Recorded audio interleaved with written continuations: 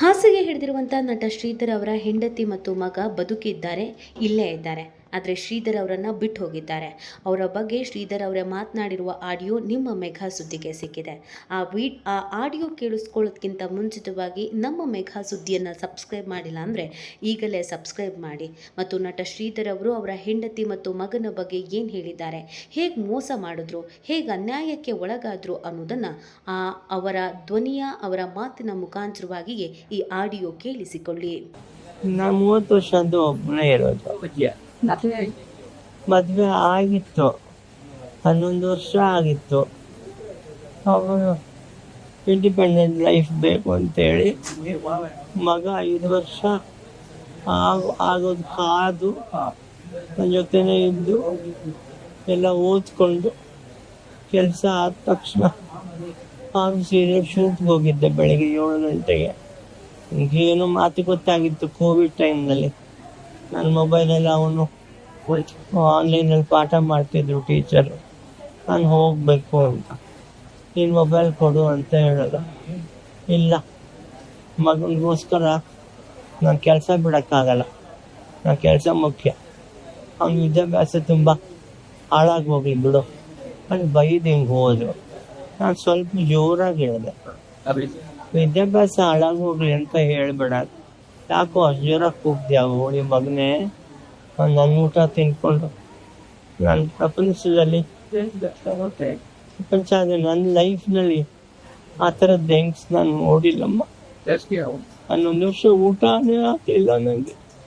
ಯಾರ ಹತ್ರ ಹೇಳಿ ನಾನು ತುಂಬ ಕಷ್ಟಪಟ್ಟೆ. ನನ್ನ ಸಂಪಾದನೆ ಚೆನ್ನಾಗಿತ್ತು ಅವಾಗ ಮದುವೆ ಟೈಮ್ನಲ್ಲಿ.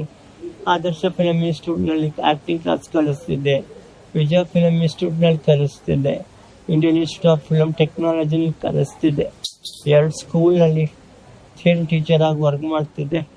5 ನಿಮಿಷ ವೇಸ್ಟ್ ಮಾಡ್ತಿರ್ಲಿಲ್ಲ. ನನ್ನ ದುಡ್ಡಲ್ಲಿ ಜಾಗ ಎಲ್ಲ ತಗೊಂಡು ನನ್ನ ಹೆಸ್ರಿಗೆ ಮಾಡಿಸ್ತೀನಿ ಅಂತೇಳಿ ಅವ್ರ ಅಪ್ಪನ ಹೆಸ್ರಿಗೆ ಮಾಡಿಸಿ ಪಕ್ಕಾ ಪ್ಲ್ಯಾನ್ ಮಾಡಿಕೊಂಡು ಶೂಟಿಂಗ್ ಹೋಗಿದ್ದೆ. ಮಗನ ಕರ್ಕೊಂಡು ಗ್ಯಾಸ್ ಸ್ಟವ್ ಬಿಡಲಿಲ್ಲ, ಎಲ್ಲ ಎತ್ಕೊಂಡು ಹೋಗ್ಬಿಟ್ಟಿದ್ದು. ನಾನು ಗೊತ್ತಿತ್ತು ನನಗೆ ಹೋಗ್ತಾರೆ ಅಂತ, ಮೊದಲಿಂದ ಹೇಳ್ತಿದ್ರು. ನಾನಿನ್ನು ಅಷ್ಟು ತಲೆಗೆ ಹಾಕೊಳ್ಳಿಲ್ಲ ಅದನ್ನು. ಎಂಥರ ಒಬ್ಬ ಇರೋನು ಹಿಂದೆ ಮುಂದೆ ಇಲ್ದಿರೋರು ಒಬ್ಬ ಗಂಡಸ ಜೊತೆ ಎಷ್ಟೆಲ್ಲ ಆಟ ಆಡ್ತಾರಲ್ಲ ಇವರು ಅಂತ ತುಂಬ ಇಷ್ಟಪಟ್ಟು ಮದುವೆ ಆದ ನಾನು ಅವ್ರನ್ನ. ಆಮೇಲೆ ಯಾರಿಗೂ ಸ್ವಲ್ಪ ದುಡ್ಡು ಕೊಟ್ಟಿದ್ದೆ ಕೋವಿಡ್ ಟೈಮಲ್ಲಿ, ಅವ್ರು ಎತ್ಕೊಂಡು ಓಡೋದ್ರು. ತುಂಬ ಪ್ರಾಬ್ಲಮ್ ಆಗೋಯ್ತು ಆ ಟೈಮಲ್ಲಿ. ಸೀರಿಯಲ್ ಎಲ್ಲ ನಿಂತೋಯ್ತು. ಯಜಮಾನಿ ಅಂತ ಒಂದು ನಡೀತಿತ್ತು, ಮಂಗಳಗೌರಿ ಒಂದು ನಡೀತಿತ್ತು. ಅದು ಹೈದರಾಬಾದಲ್ಲಿ ಶೂಟಿಗೆ ಕರ್ಕೊಂಡು ಹೋಗಿದ್ರು, ಕೋವಿಡ್ ಇದೆ ರಾಮ್ಜಿ ಫಿಲಮ್ ಸಿಟಿನ. ಅದು ಏನಾಯಿತು ಮೆಂಟಲಿ ಈ ಥರದ್ದೆಲ್ಲ 22 ವರ್ಷ ಇದ್ದಾಗ ನಾನು ಆರ್ಟಿಸ್ಟ್ ಆಗ್ತೀನಿ ಅಂತ ಬಂದಾಗ ನಮ್ಮಮ್ಮ ಸಂಪಾದನೆ ಇರಲ್ಲ ಅಂಥೇಳಿ ನನ್ನ ತಮ್ಮಂದರು 2 ಇದ್ದಾರೆ, ಅವರು ಮನೆಯಿಂದ ಹೊರಗಡೆ ಹಾಕಿದ್ರು. ಇವತ್ತು ಬಂದಿದ್ದಾರೆ 30 ವರ್ಷ ಆದಮೇಲೆ ನಾನು ನೋಡೋಕೆ. ಮನೆಯವರಲ್ಲ, ಅಮ್ಮ ತಮ್ಮ ಬಂದು ನೋಡ್ಕೊತಿದ್ದಾರೆ. ನನಗೆ ಯಾರ ಹತ್ರ ಹೇಳ್ಕೊಳಕ್ಕಾಗಲ್ಲ ಇದೆಲ್ಲ. ಒಬ್ಬನೇ ಒಂದು ತಟ್ಟೆಯಲ್ಲಿ ಅನ್ನ ಹಾಕೊಂಡ್ರೆ ಸಾರ್ ಜೊತೆ ಕಣ್ಣೀರು ಬಿದ್ದು ನೀರು ಬಿದ್ದಿರೋದು ಗೊತ್ತು. ಇಂಥ ಜೀವನ ಎಲ್ಲರೂ ಇದ್ದು ಹಿಂಗಾಗೋಗ್ಬಿಡ್ತಲ್ಲ ಅಂತ ನಾನು ಇದು ಹೇಳ್ತಿರೋದು. ಕಷ್ಟ ಸಂಕಟ ಅಂತಲ್ಲ, ಹೆಂಗೆಲ್ಲ ಇರುತ್ತಲ್ವಾ ಅಂತ. ಆದರೂ ನಾನು ಕೆಲಸ ಮುಗಿಸ್ಕೊಂಡು ಮನೆಗೆ ಬರ್ತಿದ್ದೆ. ಬೇಜಾರಾದಾಗೆಲ್ಲ ಊಟ ಬಿಟ್ಬಿಟ್ಟಿದ್ದೀನಿ.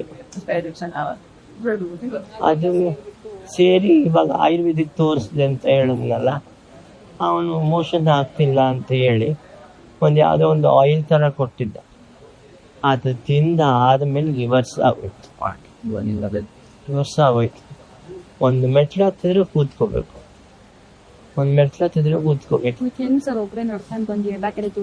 ಒಬ್ಬನೇ. ಆಮೇಲೆ ನಮ್ಮ ಕೋ ಆರ್ಟಿಸ್ಟ್ಗಳು ನಾಗೇಂದ್ರ ಶಾ, ಆಮೇಲೆ ರಾಧಿಕಾ ಶೆಟ್ಟಿ, ಸಂತೋಷ್ ಅಂತ ಮಂಡ್ಯದಿಂದ ಒಬ್ರು, ಅವ್ರು ಬಂದು ಅವರು ಹಂಗೆ ನಡ್ಸ್ಕೊಂಡೆ ಕರ್ಕೊಂಡು ಹೋದ್ರು ಪಾಪ. ಆಮೇಲೆ ಅಷ್ಟರೊಳಗೆ ನಮ್ಮಮ್ಮಂಗೆ ವಿಷಯ ಗೊತ್ತಾಗಿದೆ ಹೆಂಗೋ. ಆಮೇಲೆ ಅಮ್ಮ ಬಂದರು, ಬಂದು ಇವರು ಅವ್ರಿಗೆ ನಮ್ಮ ಅಮ್ಮಂಗೆ ನಮ್ಮ ತಮ್ಮ ನನ್ನ ಹ್ಯಾಂಡ್ ಓವರ್ ಮಾಡಿ ಹೋದರು. ಇವರು ದುಡ್ಡು ಖರ್ಚಾಗತ್ತಲ್ವಾ ಅಂತ ಹೇಳಿ ವಿಕ್ಟೋರಿಯಾನಲ್ಲಿ ಅಡ್ಮಿಟ್ ಮಾಡಿಸ್ಬಿಟ್ರು. ಆ ವಿಕ್ಟೋರಿಯಲ್ಲಿ 15 ದಿನ ಸ್ವಲ್ಪ ಹಿಂಗೆ ಮಲಗಿದ್ದೀನಿ ನಾನು ಅಷ್ಟೇ. ಬರ್ತಾರೆ ಟಿಪ್ಸ್ ಹಿಂಗೆ ನೋಡ್ತಾರೆ, ಒಂದು ಇಂಜೆಕ್ಷನ್ ಕೊಡ್ತಾರೆ. ಆಮೇಲೆ ಕಂಡುಬಿಟ್ರೆ 20 ಜನ ಸ್ಟೂಡೆಂಟ್ಸ್ಗಳಿರ್ತಾರೆ. ಅವ್ರಿಗೆ ಎಕ್ಸ್ಪ್ಲೇನ್ ಮಾಡಿಬಿಟ್ಟು ಎಕ್ಸ್ಪೆರಿಮೆಂಟ್ ಆಗ್ಬಿಟ್ಟೆ ನಾನು 15 ದಿನ ಒಂದು ಟ್ರೀಟ್ಮೆಂಟ್ ಕೊಡ್ತೀವಿ. ಕೊನೆಗಿಲ್ಲ, ಮನೆಗೆ ಕರ್ಕೊಂಡು ಹೋಗಿ ಊಟ ಚೆನ್ನಾಗಿ ಕೊಡಿ, ಸರಿ ಹೋಗ್ತಾನೆ. ಅವ್ರಿಗೇನು ಪ್ರಾಬ್ಲಮ್ ಅನ್ನೋದೇ ಗೊತ್ತಾಗಲಿಲ್ಲ. ಅದಾದಮೇಲೆ ಅಲ್ಲಿಂದ ನಾನು ಅದೇ ರಾಧಿಕಾ ಶೆಟ್ಟಿ, ರಾಘೇಂದ್ರ ಶಾ ಹಿಂಗೆ ಯಾರೂ ನೋಡ್ಕೊಳಕ್ಕಾಗಲ್ಲ, ಮನೇಲಿರು ಅಂದರು. ನಮ್ಮಮ್ಮ ಬಂದಿದ್ದರು. ಅಮ್ಮಗೇನು ಮಾಡೋಕ್ಕಾಗಲ್ಲ, 80 ವರ್ಷ ಆಗಿದೆ. ರಾಗಿ ಗಂಜಿ ಕುಡಿಯೋ, ರಾಗಿ ಗಂಜಿ ಕುಡಿಯೋ, ಎಷ್ಟು ಅಂತ ಕುಡಿತದಲ್ಲಿ ಏನಿರುತ್ತೆ ಅದರಲ್ಲಿ. ಆಮೇಲೆ ಇಲ್ಲ ನೀನು ಇರೋಕ್ಕಾಗಲ್ಲ, ನನಗೇನೋ ಬೇರೆ ವ್ಯವಸ್ಥೆ ಮಾಡಿ ರೋಗಿಗಳನ್ನ ನೋಡ್ಕೊಳ್ತಾರಲ್ಲ ಅಲ್ಲಿ ಹೋಗ್ಬೇಡಿ ಅಂತ. ಅದೆಲ್ಲೋ ಹೆಣ್ಣೂರ ಹತ್ರ ಕೇರಿಂಗ್ ಸೆಂಟರ್ ಅಂತ ಇದೆ, ಅಲ್ಲೆಲ್ಲ ಸೇರಿಸ್ಬಿಟ್ರು. ಅಲ್ಲಿ ಸೆಕೆಂಡ್ ಡೇಗೆ ತಲೆ ಎಲ್ಲ ಬೋಳ್ಸಿ ಮೀಸೆ ಎಲ್ಲ ತೆಗೆದು ಸುದೀಪ್ ಯಾವುದೋ ಒಂದು ಸಿನಿಮಾ ಬಂತಲ್ಲ, ಸೇದು ಹುಚ್ಚನೋ ಏನೋ ಹಂಗೆ ಮಾಡಿ ಕೂರಿಸ್ಬಿಟ್ಟಿತ್ತು ಮಾಡಿ. ಅವತ್ತು ನಾನು ಕನ್ನಡಿನೂ ನೋಡಲಿಲ್ಲ. ನಾನು ಅದಕ್ಕೆ ನಂಗೆ ಹುಷಾರಾದ್ರೆ ಸಾಕು, ಚೆನ್ನಾಗಿ ನೋಡ್ಕೊಳ್ತಾರೆ ಅಂತ. ಅದಾದ್ಮೇಲೆ 2 ದಿವಸ ಮಜ್ಜಿಗೆ ಅನ್ನ ಕೊಟ್ರಪ್ಪ. ಆಮೇಲೆ ಏನೂ ಮಾಡಲಿಲ್ಲಮ್ಮ. ಅಲ್ಲಿ ನೋಡೋದೇ ಗತಿ ಇಲ್ಲ. ಮಾತ್ರೆ ಕೊಡ್ತಿದ್ರು. ಆಮೇಲೆ ನೋಡಿದ್ರೆ ಹಿಮಾಲಯ ಟ್ಯಾಬ್ಲೆಟ್ ಕೊಟ್ಟಿದ್ದಾರೆ ಎಲ್ಲದಕ್ಕೂ. 22 ಸಾವಿರ ರೂಪಾಯಿನೂ ಇತ್ತು. ಅದನ್ನೇ ಗೂಗಲ್ ಪೇ ಮಾಡಿಸ್ಕೊಂಡ್ರು. ನಮ್ಮ ತಮ್ಮ ಬಂದು ನನ್ನ ಕೈನಲ್ಲಿ ಅವ್ರಿಗೆ ಕೈ ಮಾಡಿಸಿದ್ರು. ಅದಾದಮೇಲೆ ಅವ್ರ ಹತ್ರ ಕೈಗಾಲು ಬೇಡಿಸ್ಕೊಂಡು ಅದು ನಮ್ಮ ಅಮ್ಮಂಗ ಇನ್ನೂ ಜಾಸ್ತಿ ಆಗೋಯ್ತು ಕೂತ್ಕೊಳ್ಳೋಕ್ಕೆ. ಇಲ್ಲಿ ಆಪ್ರೇಷನ್ ಮಾಡಬೇಕು, ನಾಳೆ ಹಾಸ್ಪಿಟ್ಲಿಗೆ ಕರ್ಕೊಂಡು ಹೋಗೋಣ ಅಂದರು. ವಿಕ್ಟೋರಿಯಾಗೆ ಸೇರಿಸ್ಬಿಡಿ ಅಂದ್ಬಿಟ್ರು. ಮತ್ತೆ ಎಲ್ಲಿ ಆಗಲ್ಲ, ನನಗೆ ಬೇರೆ ಯಾವುದಾದ್ರು ತೋರ್ಸಪ್ಪ ಅಂದಿದ್ದಕ್ಕೆ ಒಬ್ಬ ನರ್ಸ್ ಹತ್ರ ನಿಮ್ಮವರೇ ಯಾರಾದರೂ ಒಬ್ರಿಗೆ ಹೇಳಿ ಅವ್ರು ಇದನ್ನು ಸಜೆಸ್ಟ್ ಮಾಡಿದ್ರು. ಇಲ್ಲಿ ಬಂದರೆ ಬೆಡ್ ಇಲ್ಲ, ಜನರಲ್ ವಾರ್ಡ್ ಬೆಡ್ ಇಲ್ಲ. 2 days ವೆಯ್ಟ್ ಮಾಡಬೇಕಾಗಿ ಬಂತು. ಆಮೇಲೆ ಇಲ್ಲ ಸ್ಪೆಷಲ್ ಮಾಡೋ ಪರವಾಗಿಲ್ಲ, ನನ್ನ ಹತ್ರ ಒಂದು ಸ್ವಲ್ಪ ದುಡ್ಡಿದೆ ಉಳ್ತಾರೆ, 1-2 ದಿವಸ ಇರ್ತೀನಿ. ಆಮೇಲೆ ಜನರಲ್ ವಾರ್ಡ್ ಖಾಲಿ ಆದ ತಕ್ಷಣ ನಾನು ಅಲ್ಲಿ ಶಿಫ್ಟ್ ಆಗ್ತೀನಿ. ಹೆಂಗೋ ನನ್ನ ಮುಂದೆ ನಾನು ಧೈರ್ಯ ಮಾಡಿ ಬರದೇ ಹೋಗಿದ್ದಿದ್ರೆ 6 ತಿಂಗಳು ಅನುಭವಿಸಿದ್ದು ಯಾರ ಕೈಲೂ ಆಗ್ತಿರಲಿಲ್ಲ, ಪ್ರಾಣ ಬಿಟ್ಕೊಡ್ತಿದ್ದು. ದೇವ್ರು ನನಗೆ ಕೈ ಹಿಡ್ದ. ಆಮೇಲೆ ಊಟ ಏನಪ್ಪ ಮಾಡೋದು ಹಾಸ್ಪಿಟ್ಲ್ಗಳಲ್ಲಿ. ನಮ್ಮಮ್ಮ ವರ್ತೂರಲ್ಲ, ತಮ್ಮನ ಜೊತೆ ಇರೋದು, ಅವ್ರು ಊಟ ತರೋಕ್ಕಾಗಲ್ಲ. ಆಮೇಲೆ ಇಲ್ಲಿ ಬಂದರೆ ಊಟ ಕೊಡ್ತಾರೆ ತಾಯಿ. ಮತ್ತೆ ತುಂಬ ನಮ್ಗೇನು ಬೇಕೋ ನಂಗೆ ಜೀರ್ಣ ಆಗಲ್ಲ. ಅದಕ್ಕೆ ಸ್ವಲ್ಪ ಫ್ರೂಟ್ ಸಲಾಡು, ಹೆಸರು ಕಾಳ್ದು ಹುರಿದಿರೋದು ಒಂದು ಸ್ವಲ್ಪ ತೊಗೊಂಬಂದು ಮೊಸರಿಗೆ ಸಕ್ಕರೆ ಹಾಕ್ಕೊಂಡು ತಿಂದುಬಿಡ್ತೀನಿ. ಊಟದ ಒಂದರಿಂದ ನಾನು ನೆಮ್ಮದಿ ಊಟ ಹೋದ್ರೆ ನಾವು ಸ್ವಲ್ಪ ಆರಾಮಾಗ್ತಿದ್ದೀನಿ.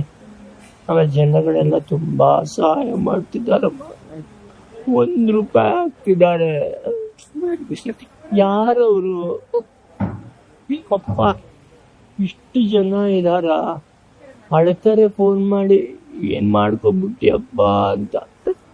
ಇಷ್ಟು ಜನ ಅಳ್ತಿದ್ದಾರೆ ಗೊತ್ತಾ. ನಾನು ತುಂಬಾ ಸಂಘದಿಂದ ಹೇಳ್ತಿಲ್ಲ ಇದನ್ನ. ಎಷ್ಟು ಜನ ಅಪ್ಪ, ಎಷ್ಟು ಜನ ಬಂದು ಹೋಗ್ತಾರೆ, ಎಷ್ಟು ಜನ ಮಾತಾಡ್ಸಿ ಮಾಡ್ತಿದ್ದಾರೆ. ಮಾತ್ರ ಇಲ್ಲ, ಅವ್ರ ಮೂಲಕನೇ ನಡೀತಿದೆ ಎಲ್ಲ. ಈಗ ಹಾಸ್ಪಿಟಲ್ ಅವರು ಸಮಾಜ ಸೇವೆ ಕಡೆಯಿಂದ ಬಂದರೆ ಇಸ್ಕೊಂಡು ಕೊಡ್ತೀನಿ ಅಂತಲೂ ಹೇಳಿದ್ದಾರೆ. ಅವ್ರಿಗೂ ಗೊತ್ತಾಗಿದೆ. ತುಂಬ ಗೂಗಲ್ಲೆಲ್ಲ ತುಂಬಾ ವೈರಲ್ ಆಗೋಗಿದೆ ಅಂತ ಹೌದು ಸರ್. ಅವರೇ ಹೇಳಿದ್ರು. ಆಗ್ತಾ ಇದಾವೆಲ್ಲ. ಈ ಕಡೆ ನಿಮ್ಮ ಆರ್ಟಿಸ್ಟ್ ಗಳ ಕಡೆಯಿಂದ ಏನಾದ್ರು ಸಹಾಯ ಆಗುತ್ತೆ? ಅದೇ ಅಸೋಸಿಯೇಷನ್ ಅವ್ರು ಬಂದಿದ್ರು ನಿನ್ನೆ, ಮೀಟಿಂಗ್ ಇಟ್ಟಿದ್ರಂತೆ, ಏನಾಯ್ತು ಗೊತ್ತಿಲ್ಲ. ಸುದೀಪ್ ಟ್ರಸ್ಟಿಗೆ ಹೇಳಿ ನಾವು ಮಾತಾಡ್ತೀವಿ, ಅವ್ರ ಕಡೆಯಿಂದ ಫೋನ್ ಮಾಡಿಸ್ತೀವಿ ಅಂತ ಹೇಳಿ ಹೋದ್ರು.